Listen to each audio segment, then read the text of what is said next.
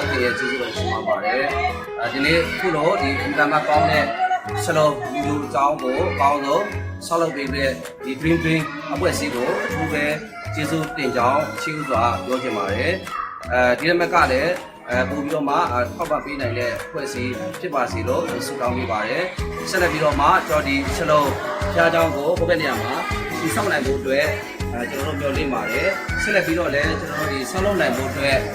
ဆက်လက်ဆုတောင်းပေးနေပါတယ်ဒီမူကြိုเจ้าနေရာဆိုရင်ဒီမင်္ဂလာတော်မြို့တဲ့အတွင်းမှာတည်ရှိပါတယ်ဒီပတ်ဝန်းကျင်မှာရှိတဲ့သူတွေကိုဒီဖျားသခင်ရဲ့အင်္ဂလိပ်တရားပြန့်နှံ့နိုင်ဖို့အတွက်ကျွန်တော်ဆက်လက်ပြီးတော့မှလှုပ်ဆောင်မှာဖြစ်ပါတယ်ဖျားเจ้าမဆောက်တဲ့အချိန်ဒီနေရာမှာတနင်္ဂနွေနေ့ဆိုရင်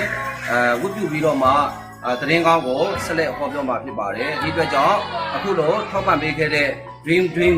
အဖွဲ့အစည်းကိုဆက်လုံးအသင်းတော်ကိုစားအထူးပဲကျေးဇူးတင်ပါကြောင်းပြောကြားပါတယ်